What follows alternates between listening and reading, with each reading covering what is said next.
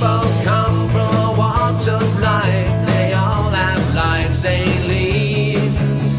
Any and all are welcome here to come and chat with me. Hi, everyone. Welcome to the show. Well, as you can see, I have somebody with me already, although she's not the guest. Well, she's the guest co-host. Hi, Rev. Hey, how's it going? Good, thanks. And thanks for doing this for me. Oh, super fun. So I just want people to know that if they watch the show right to the very end, which you should, by the way, people, you'll hear a song, and it's called Paradise to Me, and that was written and performed by Rev. So, Rev, if people wanted to hear the whole song or buy it or whatever, how can they do that? They can go on my Facebook page, or they can go to my YouTube channel, Revved Band, it's called. Rev, say that again, please. Revved Band. It's REVDBAND.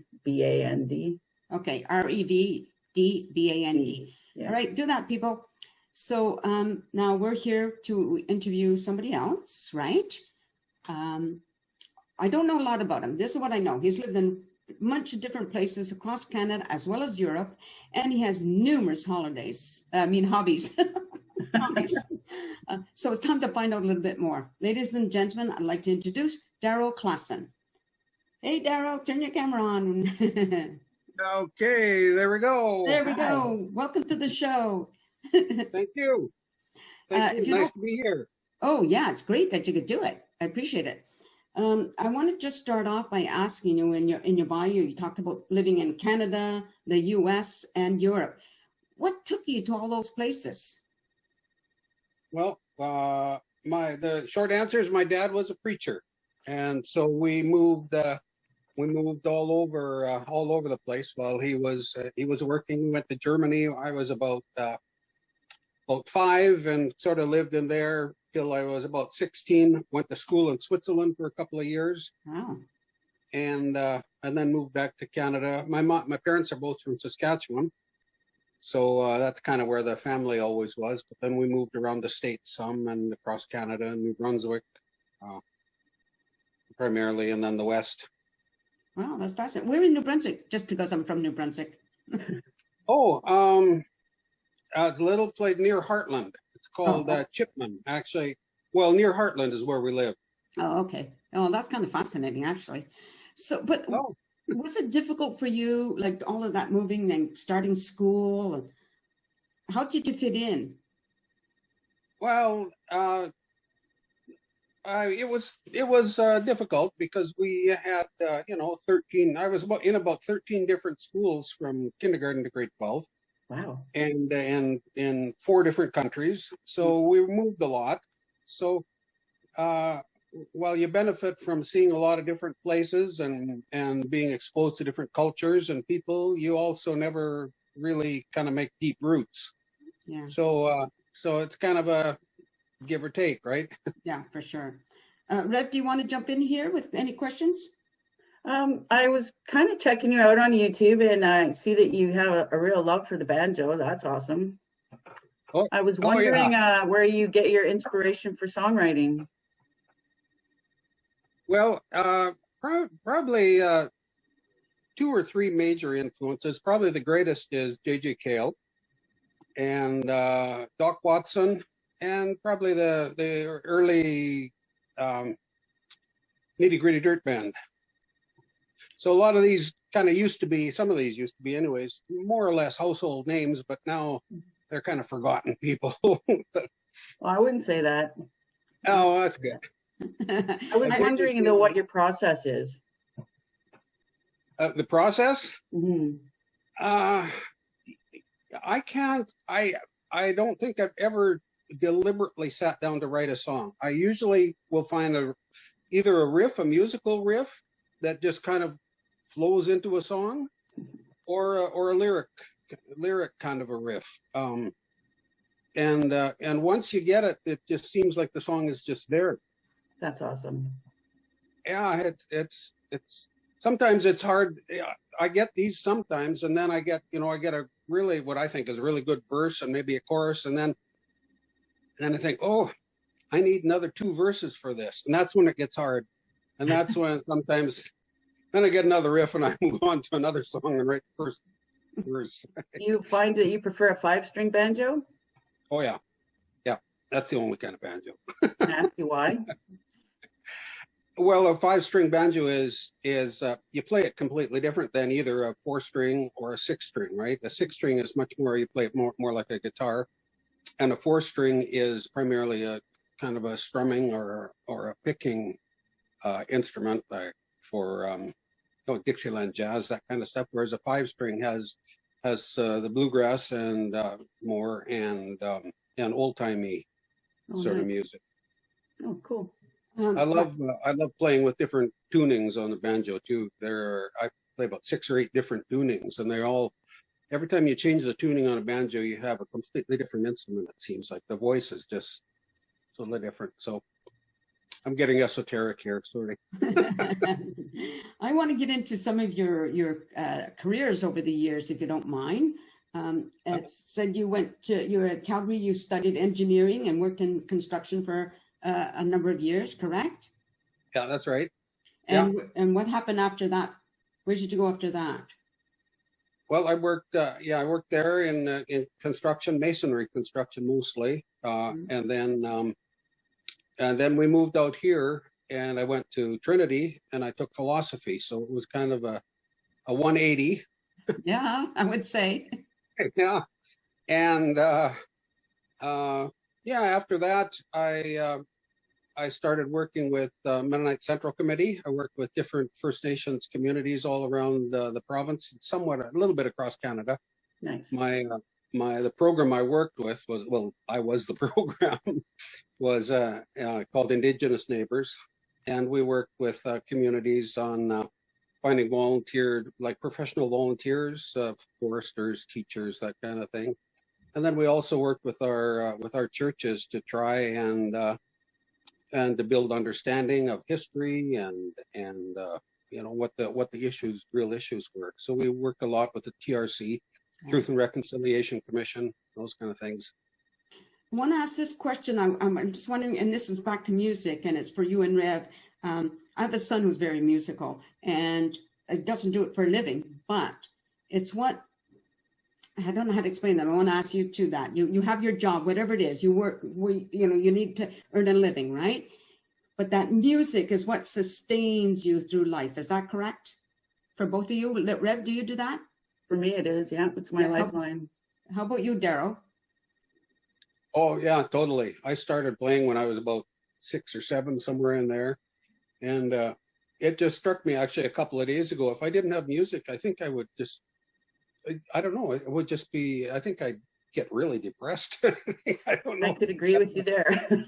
Yeah, it's kind of an outlet, and it can be many things, I guess. Yeah, natural antidepressant. Let's talk about some of your hobbies, which are many: reading, sailing, boat building. Like, oh my gosh, that sounds fascinating.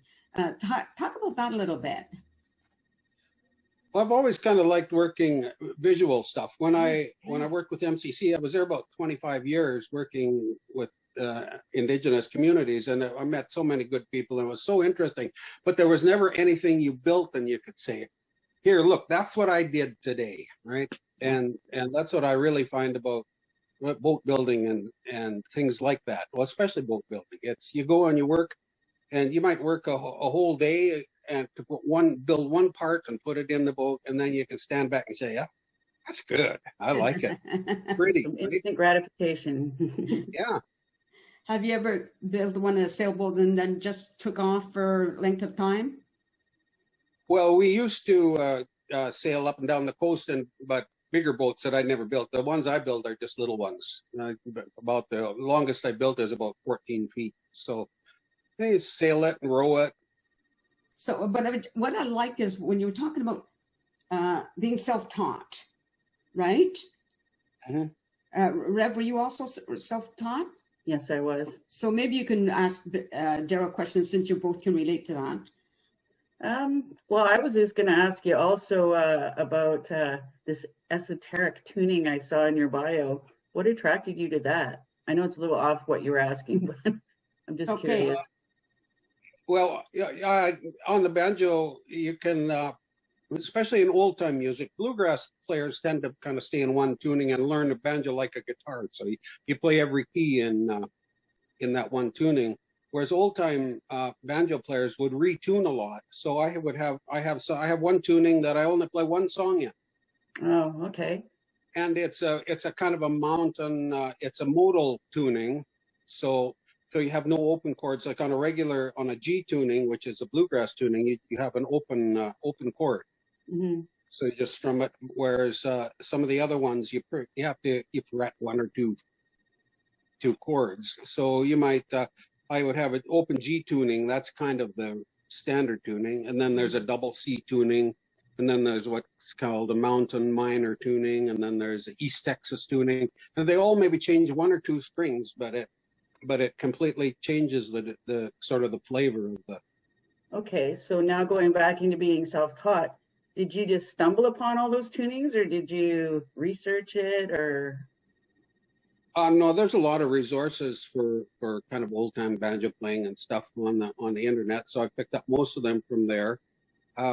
One of them I kind of stumbled on, and a friend of mine asked me to come and do a studio part for him for a song they were recording. I went in, I was just fooling around, and I thought, oh, this really works, and recorded it. And afterwards I could never figure out again what tuning I was actually in.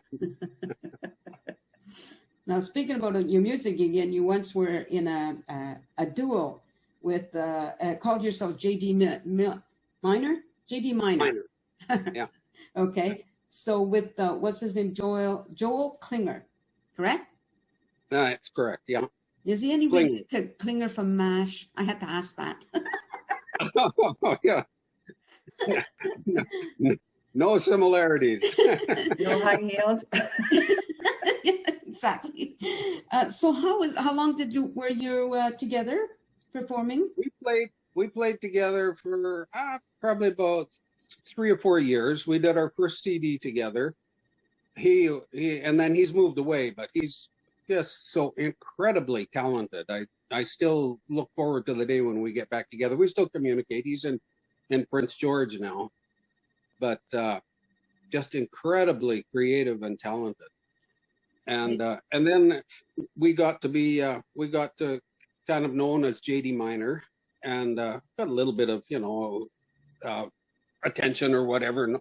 People would know us around mostly Abbotsford, Chilliwack, Langley.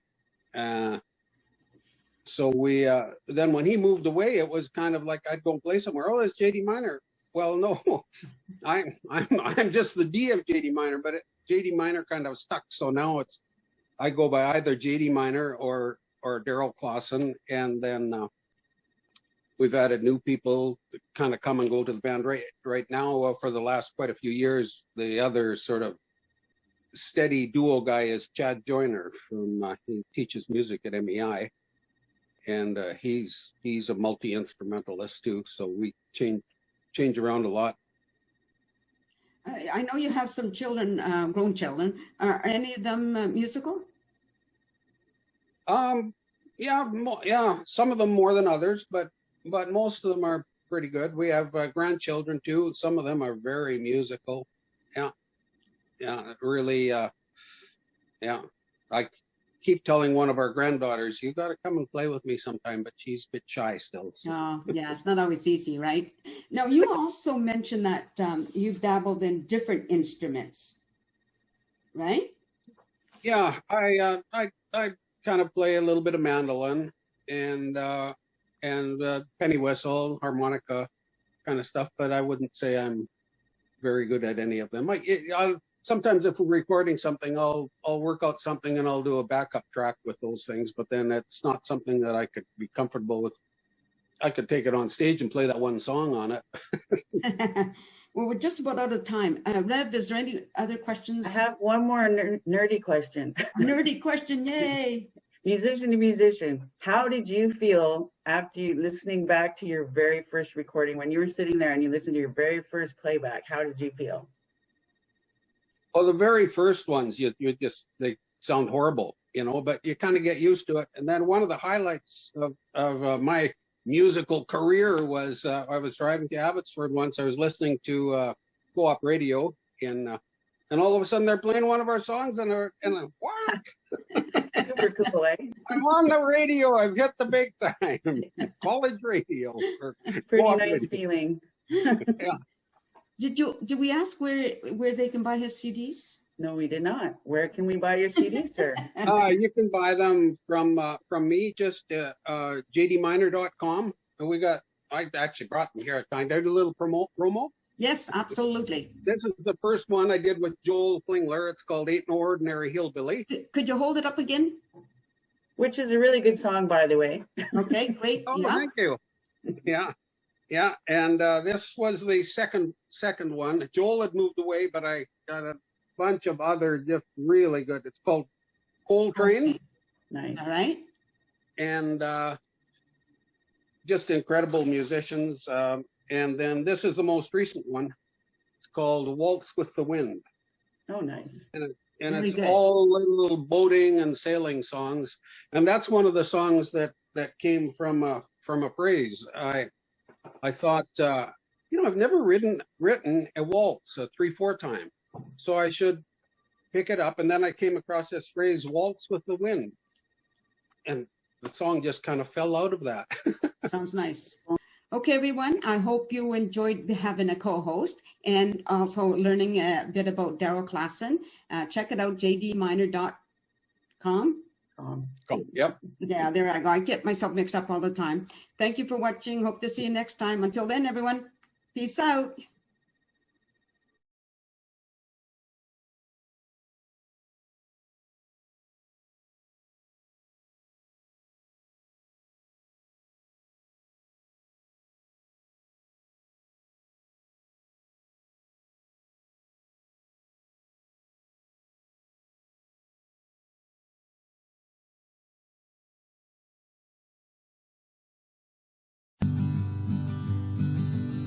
A sense of community, Chilliwack's a place to be.